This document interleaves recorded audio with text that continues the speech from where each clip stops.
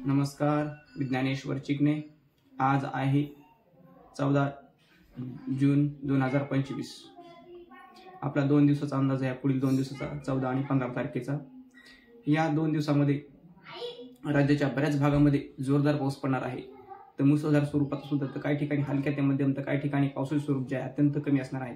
तर आपण या कोणत्या भागामध्ये जोरदार स्वरूपाचा पाऊस आहे, तर कोणत्या भागामध्ये अत्यंत कमी पाऊस, तर कोणत्या भागामध्ये मध्यम स्वरूपाचा पाऊस, आपण आता मॅपच्या आधारे पाहणार आहोत आपण। तर सर्वप्रथम आज पश्चिम महाराष्ट्राकडून आपण सुरुवात करणार आहोत, की जे पश्चिम महाराष्ट्रामध्ये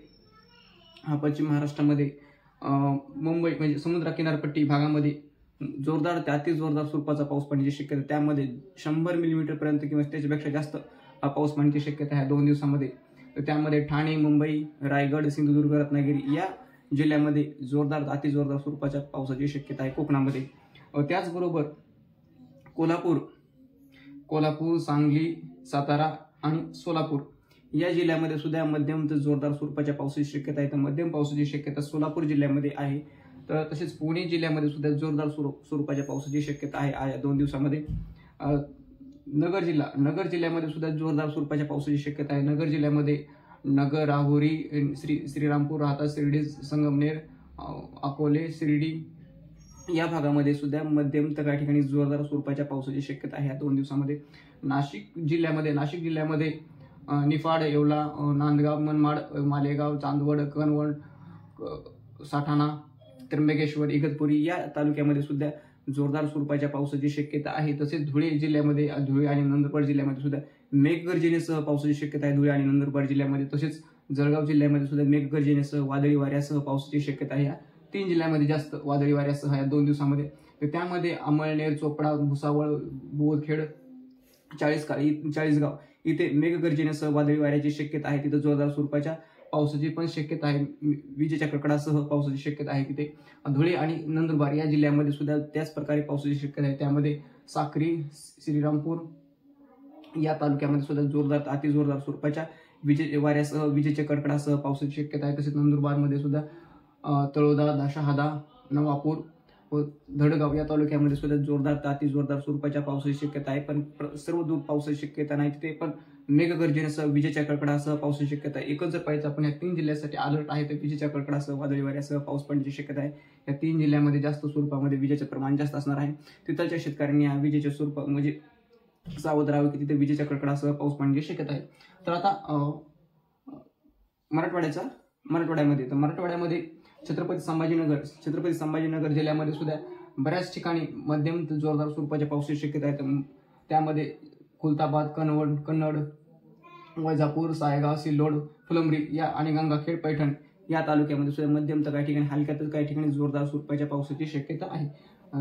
जालना जिल्ह्यामध्ये सुद्धा बऱ्याच ठिकाणी हलका ते मध्यम जोरदार स्वरूपाच्या पावसाची शक्यता आहे 2 दिवसामध्ये। तसेच बीड जिल्ह्यामध्ये सुद्धा बऱ्याच ठिकाणी पावसाची शक्यता आहे। त्यामध्ये जोरदार तर काही ठिकाणी हलक्या स्वरूपाची सुद्धा पावसाची शक्यता आहे। त्यामध्ये आज बीडच्या पश्चिम भागामध्ये जोरदार स्वरूपाच्या पावसाची शक्यता आहे।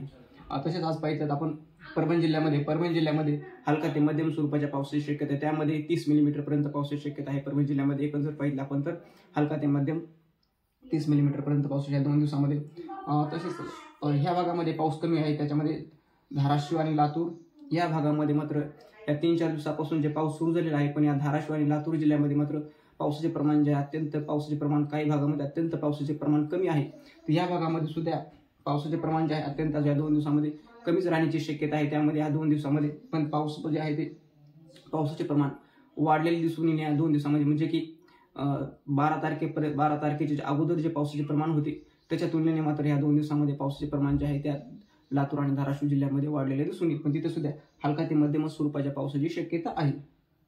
नांदेड जिल्ह्यामध्ये सुद्धा पावसाचे प्रमाण कमी होणार आहे। नांदेड जिल्ह्यामध्ये 12 तारखेला आणि 12 आणि 13 तारखेला आणि 11 तारखेला पण तिथे नांदेड जिल्ह्यामध्ये जोरदार स्वरूपाचा पाऊस पडलेला आहे। काही भागामध्ये हलक्या स्वरूपाचा सुद्धा पाऊस पडलेला आहे। पण नांदेड जिल्ह्यामध्ये एकच जर पाहिजे तर नांदेड जिल्ह्यामध्ये पावसाचे प्रमाण जे आहे ते कमी होणार आहे, पण त्यामध्ये हलका ते मध्यम स्वरूपाच्या पावसाची शक्यता आहे। आता अमरावती विभागामध्ये सुद्धा बऱ्याच ठिकाणी पावसाची शक्यता आहे। अमरावती विभागामध्ये बुलढाणा, अकोला, अमरावती या 3 जिल्ह्यामध्ये मात्र मेघगर्जनेसह पावसाची शक्यता आहे. त्यामध्ये विजेच्या कडकडासह पावसाची शक्यता आहे. तर त्यामध्ये वाशिम आणि यवतमाळ या जिल्ह्यामध्ये हलका ते मध्यम ते जोरदार स्वरूपाची सुद्धा पावसाची शक्यता आहे. पण एकच जर पाहिजे तर अमरावती विभागामध्ये बऱ्याच ठिकाणी पाऊस पडणार आहे, पण बऱ्याच ठिकाणी पावसाचे स्वरूप जे अत्यंत कमी असणार आहे या 2 दिवसामध्ये. तर आता विदर्भामध्ये पूर्व विदर्भामध्ये वर्धा, नागपूर, भंडारा, गोंदिया, चंद्रपूर, गडचिरोली या जिल्ह्यामध्ये